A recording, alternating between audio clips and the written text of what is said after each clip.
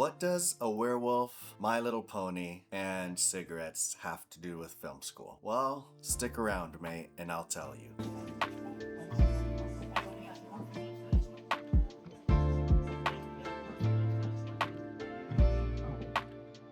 So it's day 6 of the London Film Academy, and today was like many Mondays, a go at everything that could possibly make the day suck. From a massive info dump delivered in no particular order, cheers for that, instructor, to the miserable return of the cold after a 2-day stint. Today was rough. We started the day sitting in a circle, diving deeper into our roles for these short films. And let me tell you, we just couldn't focus. Maybe it was Monday's cursed energy, maybe it was the instructor's delivery. The topic she had to give us was not anything fun or fanciful. It was pretty much the mundane of the mundane. It felt like listening to the tax guy explain things to you. I don't know.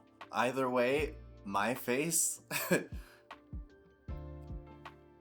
apparently that gave it away. That's when the comments started as soon as we went to break. Are you alright, mate? Is there something wrong with your face, mate? It looks like you've been, something's bothering you, mate. Either way, my vibes were giving over it and unimpressed and let's move on. And I didn't know how to change it, but that just was exactly how I felt for the first 3 hours of the day. But can you blame me? We spent way too much time discussing the dangers of coffee, the potential hazards of a cooking scene, and the terrifying liability of climbing a ladder. And don't get me started on police oversight for anything dangerous. Picture endless forms, liability waivers, insurance documents, paperwork specific to your borough or province, state, red tape, and more forms. All for our tiny little 3-minute video, short story, narrative, film. It was just like they were covering everyone and forgetting that we were here. And that was just, I think that was what was boring about it. It had very little to pertain to us as it concerned our short films. Nobody's blowing up a hospital or throwing hot coffee on anyone. These scripts are pretty tame. In fairness though, at the end of the day, I have to give the instructor credit where credit's due. Going over everything in such painful detail made me realize just how much happens behind the scenes to pull off some of the most amazing movies we have been graced with on the big screen.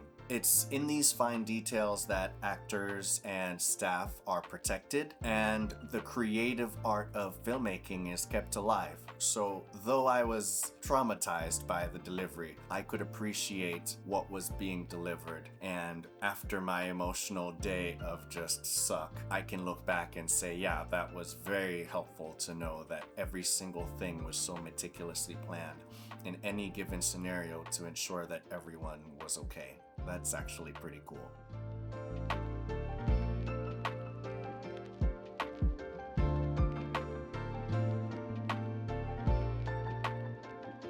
Things got better when we broke into our little 3-person teams. My group headed to a lovely coffee shop, a spot that apparently sees a lot of student filmmakers from our particular school. The owner's reaction was brilliant. Oh man, again? Sure. But they've got to shoot outside, is all I heard once I asked someone, hey, is it okay if we shoot here? It wasn't annoyed, it was more amused at how often they get these requests, and I found it very funny. I then bought some hot chocolate because, you know, business is business, so they knew I was serious, and so when it came on to Tuesday, I didn't want any issues with our filming. If you know what I mean. So once we finished our hot chocolate and coffee, we moved on to go and check out the actual Airbnb that the school had booked for us for shoot day. And by go and check it out, I meant we literally walked, stopped, looked at the door like detectives, did our nod of approval, and left. Thrilling stuff, I know.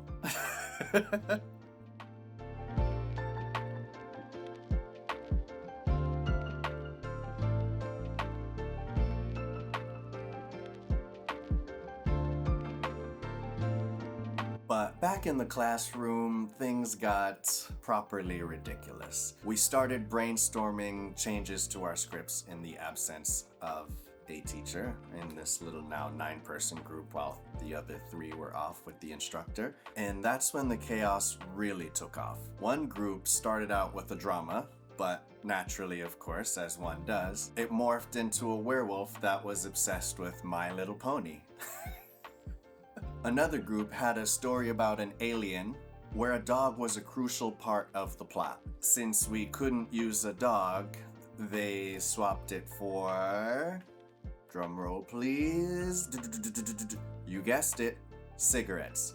Oh, that wasn't your guess? Well, funny you say that because somehow we managed to shift and move things around to make that work for the story nonetheless. So, dog, cigarettes, pile of trash, belt buckle, it doesn't matter. Throw it at us. We are going to weave a narrative that would make anyone cry, that would make anyone feel good about themselves, that would bring down the house, that would create some emotional interaction within the person that would then warrant a potential share or like.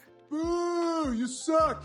I laughed until I cried. The last hour of the day was everything I needed. These people that I'm in class with, absolute legends. Their creativity and ability to turn anything into a story and to just persevere even after a miserable Monday was just nothing short of brilliant and excellent to be a part of.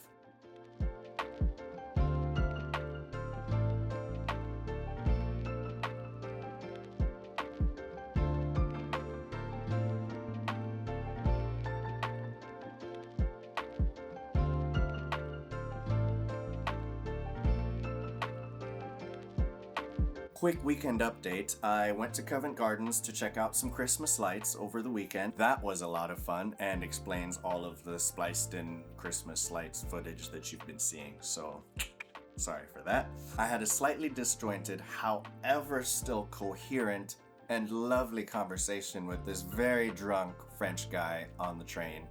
And I think we are very fond of each other. I liked his machismo. You know, he had a breakup, he was sad, 13-year relationship, and I felt for him, and so now he just, by 6 p.m., he's bombed and on the train. So apart from worrying about if this man made it home or not, that was quite the conversation to kind of finish the night on. This trip to London has been adventurous, chaotic, and full of surprises. I can't wait to tell you how tomorrow goes. If you like the video, let me know in the comments.